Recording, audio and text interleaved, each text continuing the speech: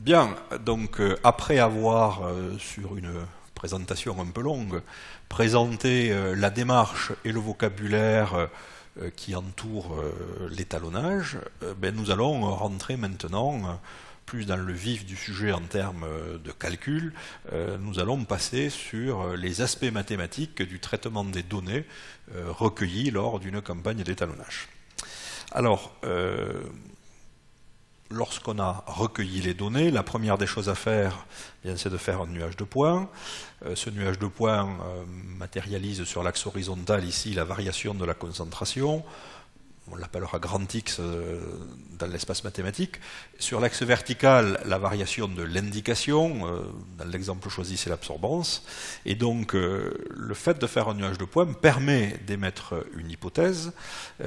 Et cette hypothèse va nous suggérer une forme particulière de modélisation. Donc, on dispose de n couples xi, yi, on fait un nuage de points, et en observant ce nuage de points, eh bien, ou à partir de ce nuage de points, on va faire une mise en équation de façon à obtenir la courbe d'étalonnage. On se restreint dans cette présentation à des courbes d'étalonnage de type y égale alpha 0 plus alpha 1x, c'est-à-dire une droite qui présente une ordonnée à l'origine. Alors si on regarde d'un petit peu plus près ce qui se passe, eh bien on s'aperçoit que les points ne sont pas alignés parfaitement sur la droite. Donc la droite, c'est ce qu'on va appeler la partie déterministe de la décomposition, et les écarts à la droite, c'est ce qu'on va appeler les parties aléatoires, qui sont représentées ici. Et donc toute indication, donc toute valeur mesurée, yi, est égale à A0 plus A1xi, c'est l'équation de la droite, plus un écart. Il peut y avoir des écarts positifs si le point est situé au-dessus de la droite, et des écarts négatifs si le point est situé au-dessous. Et donc, on va essayer de trouver la meilleure équation de droite, et la meilleure équation de droite, ce sera celle qui passera le plus près des points du nuage de points, et pour dire que ça passe près, on va chercher l'équation de la droite qui minimise les flèches rouges, qu'on appelle des résidus, et donc on va minimiser la somme des carrés de ces écarts en utilisant naturellement la méthode des moindres carrés. Alors, on dispose d'un plan d'essai. Ce sont les valeurs dans l'espace mathématique, x1, x2, xi, xn, c'est les valeurs des concentrations. On dispose des valeurs mesurées correspondantes, c'est les indications, y1, y2, yi, yn, et donc on dispose de n couples. On a postulé un modèle qui est une droite avec une ordonnée à l'origine, et donc on écrit que y1 peut s'écrire sous la forme a0 plus a1x1, c'est l'équation de la droite pour x égale x1, plus un écart e1, et ainsi de suite. Et donc on retrouve quelque chose qui est très très important dans l'analyse des données et dans la modélisation. Toute valeur mesurée va s'écrire sous la forme d'une somme d'une partie déterministe. La partie déterministe, ce sera la courbe d'étalonnage, plus d'une partie aléatoire. Et naturellement, l'objectif de la méthode va consister à minimiser la contribution de la partie aléatoire de façon à renforcer la contribution de la partie déterministe. Alors si on fait de la comptabilité sur ce système d'équations, on dispose de n équations, on a n fois le signe égal, et on observe n plus 2 inconnus.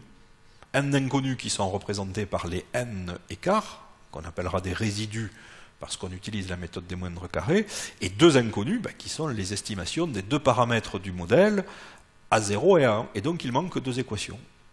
Et s'il manque deux équations, on va les proposer, ces équations, en utilisant une méthode, et qui sera encore une fois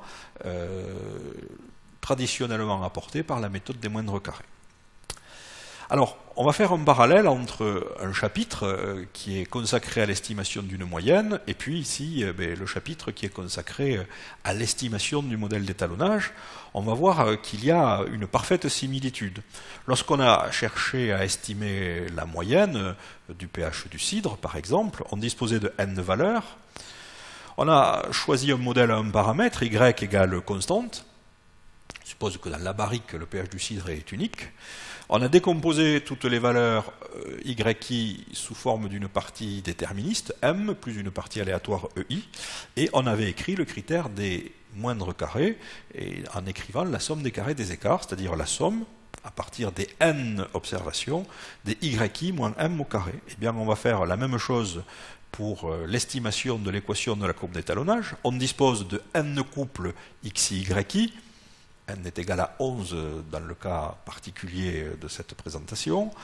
On a un modèle qui possède deux paramètres, alpha 0 et alpha 1, à qui on donnera des sens particuliers. Toute valeur va s'écrire sous la forme de la somme de la partie déterministe, A0 plus A1XI plus partie aléatoire, EI. Et donc on va écrire le critère des moindres carrés en écrivant la somme des carrés des écarts. La somme des carrés des écarts, c'est la somme pour I égale 1 à n de YI moins A0 plus 1 XI au carré. Et on va chercher les valeurs de A0 et A1 de façon à minimiser cette somme des carrés des écarts. Alors on va présenter de façon un peu plus explicite cette fonction. Donc on développe l'identité remarquable, ne pose aucun problème. On va redévelopper la deuxième identité remarquable qui se trouvait dans le crochet. Et enfin, on va distribuer le signe somme devant chacune des quantités. Donc, qu'est-ce qu'on observe? Alors, ça peut paraître complètement barbare et compliqué. En fait, pas du tout. Vous connaissez les valeurs du YI. Donc vous connaissez la somme de leurs carrés, vous connaissez les valeurs du YI, donc vous connaissez la somme des YI, vous connaissez N, vous connaissez XI et YI, donc vous connaissez la somme des produits, XI par YI. Donc en fait, si on observe la somme des carrés des écarts, c'est une fonction de A0 et A1, c'est ce qu'on cherche, et cette fonction n'est autre qu'un polynôme du second degré en A0 et A1. Et donc on va chercher les valeurs de A0 et de A1 qui minimisent la somme des carrés des écarts. Voilà, donc rappelez dans un cartouche, les tableurs informatiques vous donnent immédiatement les sommes dont vous pouvez avoir besoin, les sommes de carrés dont vous pouvez avoir besoin, et je vais revenir sur la dernière somme qui apparaît dans ce cartouche, somme des XI, YI. Vous pouvez, ça peut servir dans certaines autres applications, vous apercevoir en fait qu'il s'agit du produit scalaire au sens de l'analyse vectorielle et des opérateurs vectoriels, des coordonnées du vecteur x, qui sont les concentrations, avec les coordonnées du vecteur y, qui sont les indications. Ça, ce n'est autre qu'un produit scalaire que l'on peut effectuer très très facilement à partir d'Excel et d'une fonction appropriée. Si on dessine la somme des carrés des écarts en fonction de A0 et de A1, bien voilà la représentation de la quadrique, c'est une fonction du second degré. Donc on voit la sensibilité et le blanc, et on s'aperçoit naturellement qu'il y a une zone, peut-être proche de 99 pour la sensibilité, peut-être proche de 5 pour l'indication du blanc, pour laquelle la somme des carrés des écarts est minimale sans être nulle. Alors chercher le minimum de cette quadrique ne présente aucune difficulté. On va chercher le point à dérivée nulle. Tout simplement, on rappelle sur ce transparent que la méthode des moindres carrés est apparue à peu près à la même période, d'une part chez nos amis allemands par l'intermédiaire de Gauss, et du côté français par l'intermédiaire d'Adrien-Marie Legendre. Voilà, nous sommes au début du XIXe siècle, et cette méthode a été déployée, encore une fois, pour essayer de trouver les équations de trajectoire des planètes, faire en sorte de minimiser la somme des carrés des écarts lorsqu'on observe les planètes par rapport à des équations de trajectoire. Alors, déployons maintenant la méthode des moindres carrés en cherchant le point à dérivée nulle. On rappelle à gauche ce que nous avons fait pour l'estimation d'une moyenne. On va chercher le point à dérivée nulle. Eh bien ici, on va faire exactement la même chose, mais attention, il s'agit de dérivée partielle, puisqu'on a une fonction qui dépend de A0 et de A1. Donc on va chercher le point la valeur de A0 et la valeur de A1 qui annulent les dérivées partielles de SCE. De la même façon, pour s'assurer qu'on a bien trouvé un minimum, eh bien, il faut regarder le signe des dérivées secondes et s'assurer que nous avons bien des dérivées secondes positives pour garantir la condition de minimum. Eh bien, tout ceci va nous amener, alors on va le détailler sur le transparent suivant, non pas une équation manquante, mais à deux équations, qui sont les équations complémentaires qu'on appelle les équations normales. Donc en fait, pour trouver l'équation de la courbe d'étalonnage, il suffit de résoudre ce système de deux équations à deux inconnus. Vous voyez que la première équation fait apparaître A0 et A1 comme inconnus, somme des xi, somme des yi et n sont connus, rappelez-vous du cartouche qui était illustré précédemment. La deuxième équation fait apparaître également deux inconnus, elle est indépendante de la première, et donc en résolvant ce système de deux équations à deux inconnus, ce qui est à la portée de tout le monde, eh bien vous trouverez A0 et A1. Voilà, alors rappelons l'origine de ces équations. La première d'entre elles, je dérive la somme des carrés des écarts par rapport à 0, donc je ne vais conserver que les termes qui contenaient initialement à 0, donc voilà ce qu'on obtient. Je cherche le point à dérivée nulle, donc j'écris que la dérivée partielle de SCE par rapport à 0 est égale à 0, et j'obtiens une équation, voilà. Somme des yi, on va plutôt mettre ce qui relève de y du côté gauche du signe égal et ce qui relève de x du côté droit du signe égal. Somme des yi est égale à n à 0 plus a1, somme des xi. Et si nous venons à diviser par n les deux membres de l'égalité, on est tout à fait en droit de le faire, puisque n est différent de 0, n c'est le nombre d'essais que vous avez fait. Eh bien, on observe 1 sur n, somme des yi, c'est la moyenne arithmétique des y, égale à 0, puisqu'on a divisé par n, plus a1, somme des xi sur n, c'est-à-dire la moyenne arithmétique des valeurs de x, des valeurs des concentrations choisies. Et donc, on déduit une première propriété confortable lorsqu'on fait la courbe d'étalonnage à la main, c'est que la courbe d'étalonnage passe systématiquement dans un modèle avec constante par le centre du nuage de points, x bar, y bar. Alors, regardons, oui, on s'assure immédiatement que les dérivées secondes sont positives. Regardons ce qui se passe pour trouver la deuxième équation. De la même façon, je dérive par rapport à A1, je regarde le point à dérivée nulle, et comme tout à l'heure, tout ce qui dépend de y, je le mets à gauche du signe égal, et tout ce qui dépend de x ou de x au carré, je le mets à droite du signe égal, et naturellement, si je redérive une seconde fois par rapport à 1, bien j'obtiens une somme de carrés, et donc c'est positif. Donc voilà l'origine des deux équations. Je résous le système de deux équations à deux inconnus par la méthode qui vous semble la plus appropriée, mais vos machines à calculer d'une part, Excel d'autre part, ça veut le faire automatiquement. Et donc voilà la meilleure estimation au sens de la méthode des moindres carrés de alpha 0, du paramètre alpha 0 et du paramètre alpha 1 du modèle.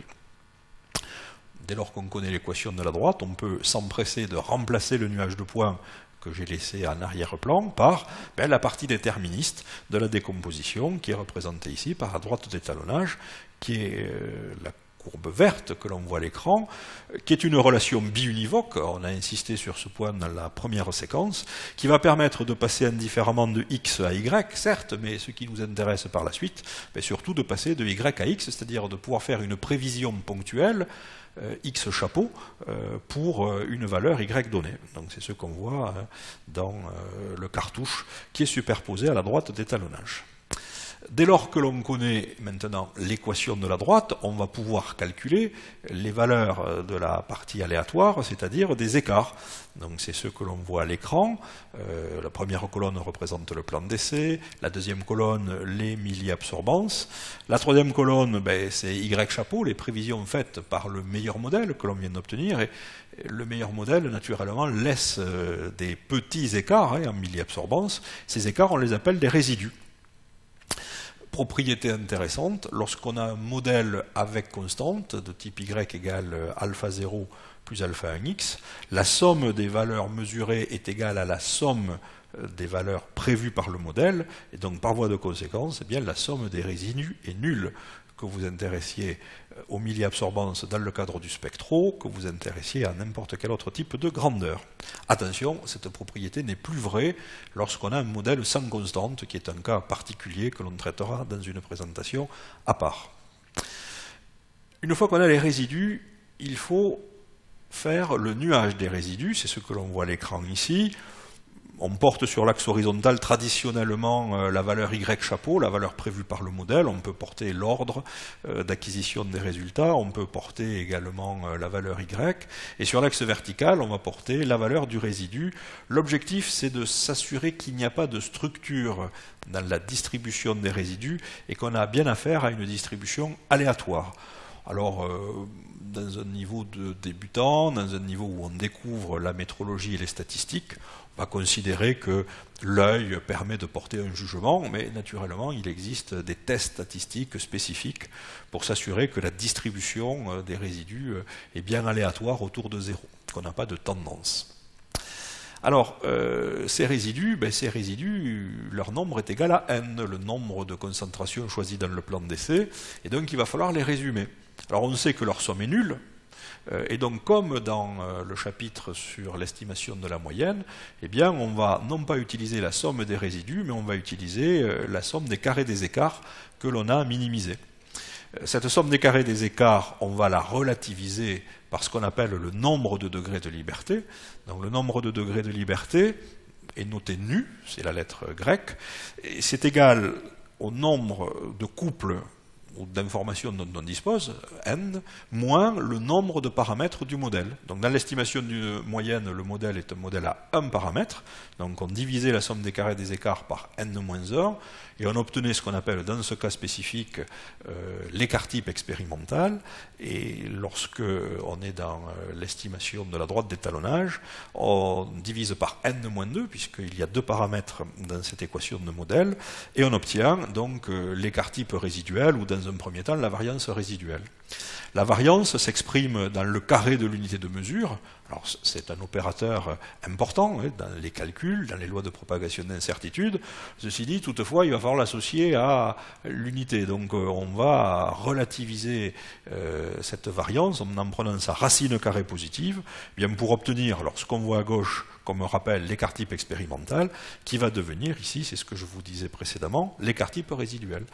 Et la signification est rigoureusement la même. Ici, c'est 1,5 milliabsorbance. C'est le doute qui va affecter chacune des indications de façon uniforme. Donc c'est ce que j'ai représenté sur ce graphique. Comment interpréter l'écart type résiduel? Eh bien, ça va être le doute qui affecte communément et uniformément chacune des indications observées.